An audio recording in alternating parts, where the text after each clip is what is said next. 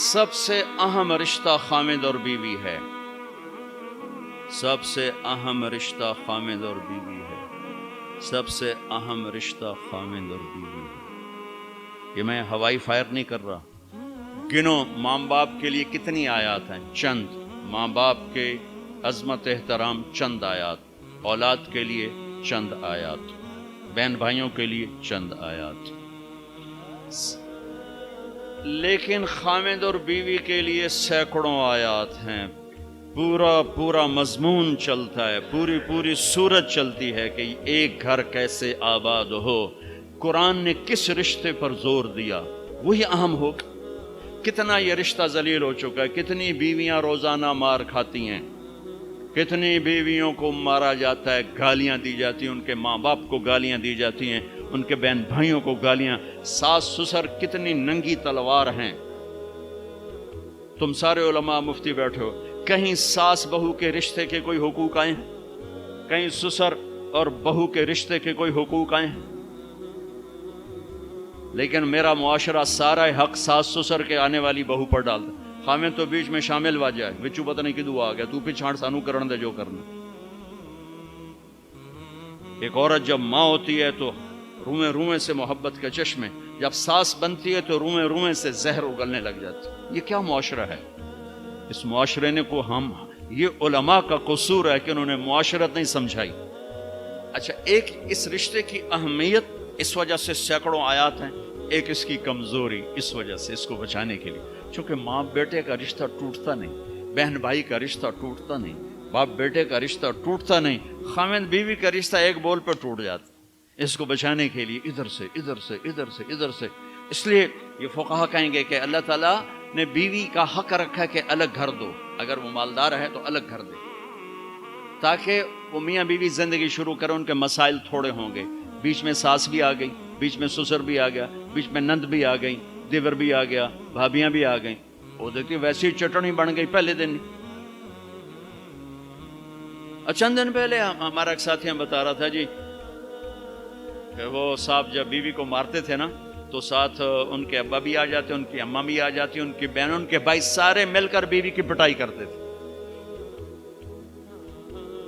اور بڑا دیندار گھرانہ کہلاتا تھا وہ علاقے کا۔ اگر وہ الگ گھر نہیں لے کے دے سکتا تو کرائے پر لے کر دے، اس کو الگ رکھے، اگر اس کا مطالبہ ہے، مطالبہ نہیں پھر تو ٹھیک ہے، اگر کرائے پر بھی لینے کی سخت نہیں تو گھر میں پورا پورشن اس کو لے کر دے، پورا پورشن دے جس میں وہ آزاد ہو۔ اگر اس کی بھی ہمت نہیں تو ایک کمرہ، ایک کچن، ایک ٹوائلٹ اس کا الگ ہو جس میں اور کوئی نہ ہو۔ اگر اس کی بھی ہمت نہیں تو پھر روزے رکھے تے، تسبیح پڑھے، کسی دین کو برباد نہ کرے، پھر کسی کی بیٹی کو برباد نہ کرے، پھر اپنے روزے رکھے۔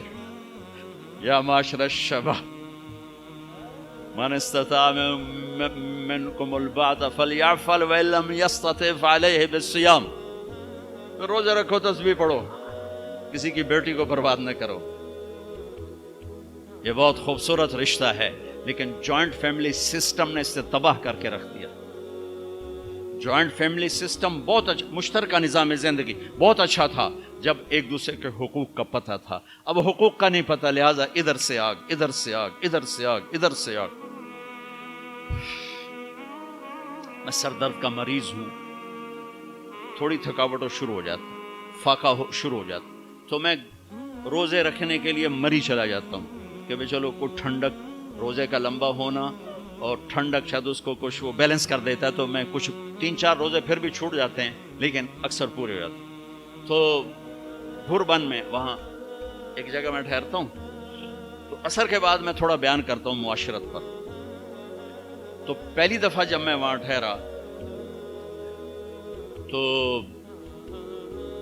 8ویں دن امام مسجد کی بیوی آئی ہمارے پاس، میری بیگم کے پاس، کہ جی بیگم صاحب، میں نے آپ کا اور مولانا کا شکریہ ادا کرنا ہے کہ آج میری زندگی کا پہلا ہفتہ ہے میرے خامد نے مجھے مارا نہیں، پہلا ہفتہ۔ امام مسجد، امام مصلی پہ کھڑے ہونے والے، کہا پہلا زندگی کا ہفتہ ہے میرے خامد نے مجھے مارا نہیں، ورنہ میری ہر دوسرے دن پٹائی ہوتی تھی۔ اور 10वें दिन इमाम साहब खुद आ गए, कहा मौलाना साहब हमें पता ही नहीं था जिंदगी कैसे गुजार, हमारे जो माहौल में था हम वही कर रहे थे। कहा मेरे बहनों ने मेरी बहन की एक दफा टांग तोड़ी, एक दफा बाजू तोड़ा, और आलिम दीन है, आलिम दीन है, हमें किसी ने ये बताया नहीं था। हमने जिंदगी में पहली दफा ये बातें आपके मुंह से सुनी कि जिंदगी कैसे गुजार। औरत पर मर्द का एतमाद, कितने लोग हैं बीवियों के रोजाना मोबाइल चेक कर रहे होते हैं, किधर कॉल की थी, क्या मैसेज आया था, उन्हें शरीफ जादियों को बर्बाद करके रख। और कितनी औरतें हैं जो अपने खामदों का मोबाइल ढूंढ रही होती हैं, वो सो जाते हैं, वो मोबाइल चेक करती हैं, कहीं कहाँ फोन किए, कहाँ फोन किए, क्या मैसेज आए। इस बदएतमादी ने कितने घर उजाड़ दिए। अभी एक तलाक हुई है मेरी अपनी फैमिली में, अभी तलाक हुई, कि उस कमबख्त को इतना शक था, इतना शक था कि मुत्तकी तरीन बच्ची को उसने तलाक दे दिया। शक। शैतान को क्यों खामिद और बीवी का झगड़ा सबसे ज्यादा पसंद है कि छांव हट गई और अगली नस्ल तबाह हो गई। शैतान रोजाना कचहरी लगाता है, पूछता है आज क्या किया, कोई कुछ कहता है, कोई कुछ कहता है, सबको ठंडा जवाब देता है, ठीक ठीक। एक शैतान खड़े होकर कहता है हुजूर मैंने मियां बीवी को लड़ाया, तो कम वक्त अपनी ऐसी यूं उछलता है, तू है जो करके आया है, आजा। उसको गले लगाता है, उसको अपने पास बैठाता है, कहता है ये है वो काम। क्यों? कि इसने छांव हटा दी, इसने नींद उजाड़ दी, इसने बारिशों को रोक दिया। क्या होगा? जमीन बंजर, नींदें बर्बाद, एतमाद खत्म, नस्ल बर्बाद। क्यों तलाक को सबसे ज्यादा बदतरीन हलाल कहा? क्यों मेरे नबी ने फरमाया अली तलाक से बचना। इमाम गजाली की रिवायत है कि जिसकी बीवी बदतमीज और उसने सब्र किया, जिसकी बीवी बदतमीज और उसने सब्र किया, तो उसे वो अजर मिलेगा जो नूह अलैहिस्सलाम और लूत अलैहिस्सलाम को मिला। जिसका खामिद बदतमीज और उसकी बीवी ने सब्र किया, तो उसे वो अजर मिलेगा जो हजरत आसिया को फिरौन की ज़ौजियत में मिला। अरब के माहौल में बीवी से इजहार मोहब्बत किसी सरदार के लिए ऐब था, ऐब। माशूक के लिए इजहार मोहब्बत फख्र था, उसके लिए शेर व शायरी फख्र था। लेकिन मुझे बीवी से प्यार है, ये मौत। माहौल ऐसा है कि बीवी से इजहार मोहब्बत ऐब है और माशूक से इजहार मोहब्बत फख्र है।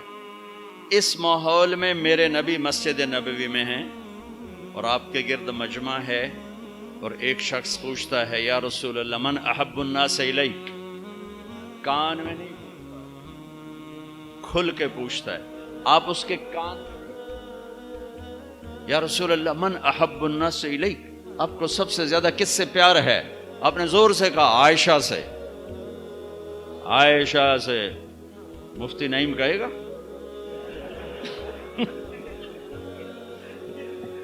आपने कहा आयशा से, वो तो हिल गए, ये क्या हुआ? उन्होंने सवाल बदला, या रसूल अल्लाह मेरा मतलब था मिनर रिजाल, मैं वो नहीं पूछ रहा, मैं पूछ रहा हूं मर्दों में किससे प्यार है।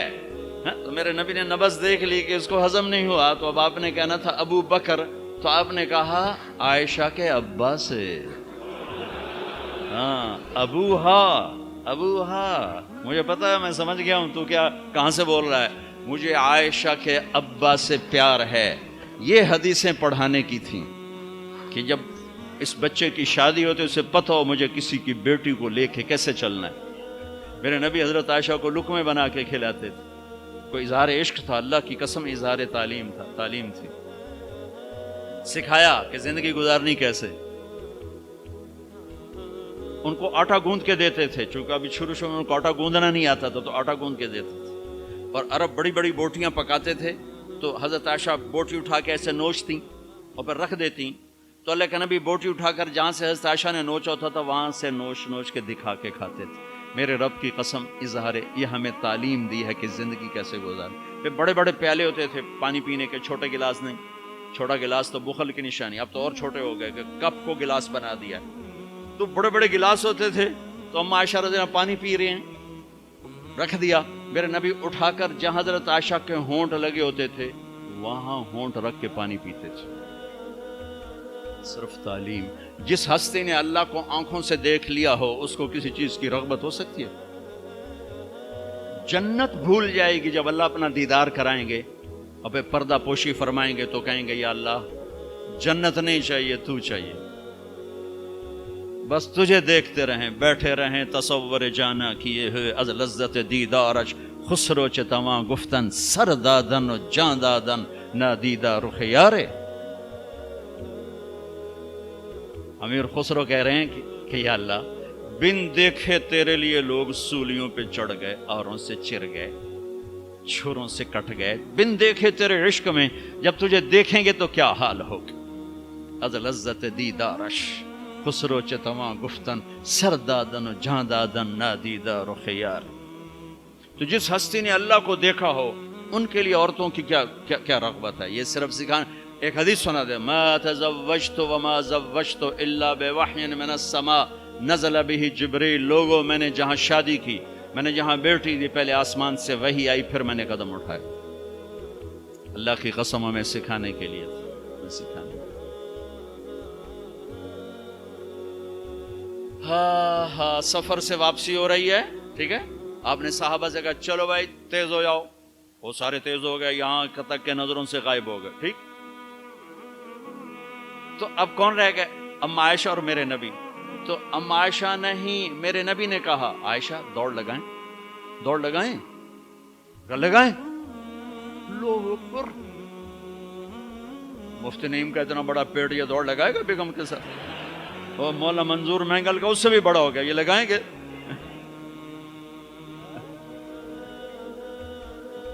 تو عائشہ دوڑ لگائیں، کہا جی لگائیں. تو حضرت عائشہ فرماتی میں آگے نکل گئی لیکن ابھی پیچھے رہے. پھر کچھ عرصہ گزر گیا، کئی سال گزر گئے، پھر ایک سفر سے واپسی ہو رہی. آپ نے کہا ہاں بھائی آگے جاؤ، وہ سارے آگے جا گئے، اجل ہو گئے. آپ نے کہا عائشہ دوڑ لگائیں، کہا جی لگائیں. تو کہا ان دنوں میں موٹی ہو گئی، تبدنت کا لفظ مجھے یاد ہے، کہ میں موٹی ہو گئی تھی. تو جب دوڑ لگائی تو اللہ کے نبی آگے نکل گئے. تو آپ نے کہا عائشہ ہذہ بتلک، اب تو میں برابر ہو. اللہ کی قسم زندگی سمجھانے کے لیے. جہاد کا سفر سارا صحابہ کا قافلہ ہے، جنگ کا زمانہ ہے، دشمن چاروں طرف ہے، اور ہم اما عائشہ رضی اللہ عنہ اونٹ پہ بیٹھی اور ہاتھ لگایا تو ہار غائب. فرمایا میرا تو ہار کوئی نہیں، میں تو نہیں جاؤں گی، میرا ہار ڈھونڈو. تو میرے نبی نے نہیں فرمایا چل بیٹھ، اتنے لوگوں کو تو پریشان کرتی، تجھے پتہ نہیں میں نے سبق پڑھانا تو میرے پیچھے پڑ گئی. طلبہ میرا انتظار کر رہے ہیں. آپ نے کہا بھائی عائشہ کا ہار ڈھونڈو. سب ڈھونڈنے میں لگ گئے. شام ہو گئی، سورج چھپ گیا اور ہار نہیں ملا، اور اس کے بعد تلاش بند ہو گئی. اندھیرے میں کہاں ملے گا؟ اب کیا ہوا؟ پانی رات کو عشاء میں ختم ہو گیا، فجر کی نماز کا وقت داخل ہونے والا ہو گیا، اور پانی کوئی نہیں، تیمم کی آیات نہیں اتری. لوگوں نے ابو بکر کو تانے دینے شروع کہ تیری بیٹی کی وجہ سے اب نماز کا کیا بنے گا. ابو بکر غصے میں آئے اما عائشہ کے خیمے میں. تو اللہ کے نبی گود میں سر رکھے سو رہے تھے. اب آپ تو باپ تھے، تو آ کر اب بول تو سکتے نہیں، اور چہرے سے دوری تیری وجہ سے ہو، اور یہاں پسلی میں ماری انگلی، زور سے انگلی ماری. تو کہتے میں ایسے سخت ہو گئی تاکہ میرا بدن حرکت نہ کرے کہ کہیں اللہ کے نبی اٹھ نہ جائیں. تو چہرے سے غصے کا اظہار کر کے، اور تو اللہ نے آیات تیمم اتار دی. اس موقع پر تیمم کی آیات پہلی دفعہ 8000 سال میں یہ ہونے لگا ہے. بھلا مٹی سے آدمی صاف ہوتا ہے اور گندا ہو جاتا ہے؟ اللہ نے کہا نہیں، فتیمم، چلو تیمم کرو. اب سارے صحابہ میں خوشی کی لہر، اور سعد بن عبادہ کہنے لگے اے آل ابو بکر، یہ پہلی تو نعمت نہیں ہے جو تمہارے گھرانے کے طفیل ہمیں ملی ہے، اس سے پہلے بھی بڑی نعمتیں تمہارے گھر کی طفیل ہمیں ملی ہیں. اللہ نے تیمم کی آیت اتار دی. میرے نبی نے قافلے کو نہیں چلایا، یہاں تک کہ حضرت عائشہ نے کہا اچھا یا رسول اللہ اب چلیں، ہار کو چھوڑیں. پھر میرے نبی چلے، اور جب اونٹنی کو اٹھایا تو ہار اس کے نیچے پڑا ہوا تھا، وہ سارا باہر ڈھونڈتے رہے، ہار نیچے چلا گیا تھا گر کر. یہ میرے نبی کی زندگی ہے. یہ مینگل صاحب سے کہتا ہوں پڑھائیں، مفتی نعیم سے کہتا ہوں یہ زندگی پڑھائیں کہ ان کی بیویاں ان کو دعائیں دیں، ان کے ماں باپ ان کو دعا دیں، ان کی اولاد ان کو دعا دے. وہ باپ نہیں ہے جس کو دیکھ کے بچے ڈر جائیں، وہ تھانے دار ہے. تھانے دار بیٹھو ہے. وہ استاد نہیں جس کو دیکھ کے شاگرد ڈر جائے، وہ تھانے دار ہے. وہ خامد نہیں ہے جس کو دیکھ کے بیوی سہم جائے، وہ تھانے دار ہے. خامد وہ ہے جس کو دیکھ کے بیوی خوش ہو، باپ وہ ہے جس کو دیکھ کے اولاد خوش ہو، استاد وہ ہے جس کو دیکھ کے شاگرد خوش ہو. اگر زندگی کو نکھارنا ہے، ضبط کرنا سیکھو، برداشت کرنا سیکھو، غصے کو پینا سیکھو. یغلبن الکریم ویغلبہن اللئیم. اللہ اکبر. میرے نبی نے فرمایا اخلاق والے پہ بیویاں غالب آ جاتی ہیں اور بد اخلاق بیویوں پہ غالب آ جاتے ہیں. لَأَنْ أَكُونَ مَغْلُوبًا كَرِيمًا أَحَبُّ إِلَيَّ مِنْ أَكُونَ غَالِبًا لَئِيمًا. میں اخلاق والا بن کے بیوی سے دب کے رہوں، یہ مجھے پسند ہے اس بات سے کہ میں بد اخلاق ہو کر، کمینہ ہو کر بیوی پہ غالب آؤں. لئیم بد اخلاقی کی آخر جس کو ہم کمینہ کہتے ہیں.